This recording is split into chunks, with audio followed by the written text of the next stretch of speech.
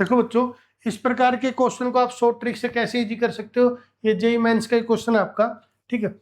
ये कैसे सोल्व करें, आपसे पूछा गया एन जो है वो नंबर ऑफ 10 रोलिंग है फेयर डाई, मतलब एक डाई को उछाला गया, उस पर जो पॉसिबल वैल्यू है वो एन है, ठीक है। और पूछा गया इस सिस्टम की जो आपका आंसर है वो यूनिक हो, उसकी प्रोबेबिलिटी k/6 है। तो possible value of n and k की जो सम है वो आपसे पूछा गया क्या आएगा, ठीक है। हम निकालते हैं।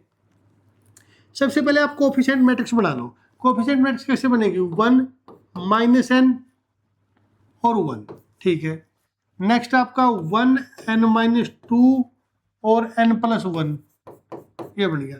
यहाँ आपका बन गया 0, यहाँ बन गया n-1 और ये बन गया आपका 1। यूनिक सॉल्यूशन कब आता है, जब कोफिशिएंट मैट्रिक्स का डिटरमिनेंट नॉन जीरो हो। तो आप देखो इसका डिटरमिनेंट कब जीरो बन सकता है, तो हम देखते हैं कब बनेगा जीरो। तो आप यहाँ से फर्स्ट कॉलम के द्वारा निकाल दो, सीधा डिटरमिनेंट निकाल दो, आप कोई फॉर्मूला भी लगा सकते हो, बस डिटरमिनेंट चाहिए हमें। तो आप इस फर्स्ट के द्वारा निकालोगे, ये छूट गया, इसकी ये रो, ये मतलब ये रो छूट गया कॉलम, तो 1 की मल्टीप्लाई इसके साथ n-2 हो गया, और यहाँ मल्टीप्लाई करोगे तो ये हो जाएगा आपका माइनस का n² और -1, ये फॉर्मूला बन जाएगा।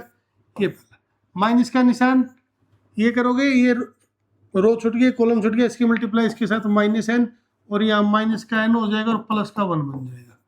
ये बन गया आपका, ठीक है। अब इसको सोल्व कर लेते हैं। ये इक्वल टू 0 मान के देखना ना कि 0 किस किस पॉइंट बनता है, तो इसको सोल्व करो। ये बनेगा -n हो गया, और इसके साथ अंदर जाएगा तो माइनस का n² हो गया, ये माइनस का 2 है और ये प्लस का 1 बन जाएगा, तो माइनस का 1 बच गया, पहला ब्रैकेट। ये अंदर देखना, अंदर क्या बन गया -2n एक बार माइनस है, तो प्लस का 2n हो गया, क्योंकि माइनस का 2n बना था, एक बार माइनस तो प्लस हो गया। और ये 1 जो है आपका ये है प्लस का, और बाहर से माइनस आएगी तो -1 is equal to 0।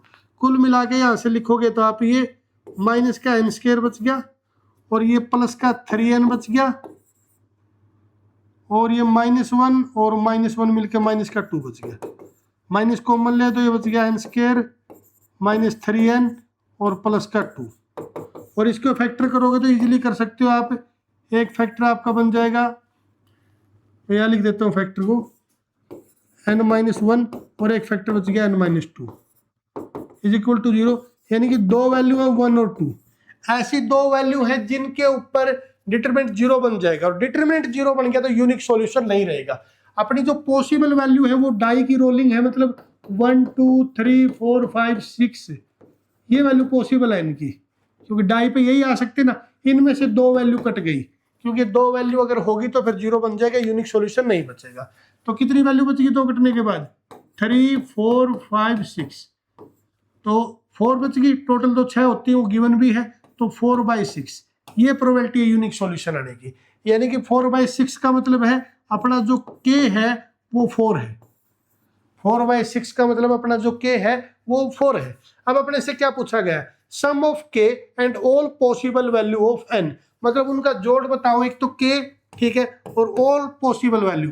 Possible value ये इन दोनों को जोड़ लो, चारों को, 7 और ये दोनों मिलकर जोड़ोगे तो 11, और 7 और 11 जोड़ोगे तो 18 बन गया, और 18 में 4 जोड़ोगे तो कितना बन गया 22। तो 22 आपका आंसर आ गया। बस इतना आसान क्वेश्चन था, ऐसे आप सोल्व कर सकते हो। अगर आपको भी अच्छा लगता है ऐसे क्वेश्चन की तैयारी करना बिना किसी कोचिंग के, आपको अगर अपनी टाइमिंग मतलब स्पीड बढ़ानी है, कैसे आप जल्दी क्वेश्चन सोल्व कर सकते हो जेईई के किसी भी एग्जाम के मैथ में, तो आप इस चैनल को सब्सक्राइब कीजिए, वीडियो को लाइक कीजिए। इस चैनल पर आपको डेली एक ऐसे अच्छे क्वेश्चन की वीडियो जरूर मिलेगी।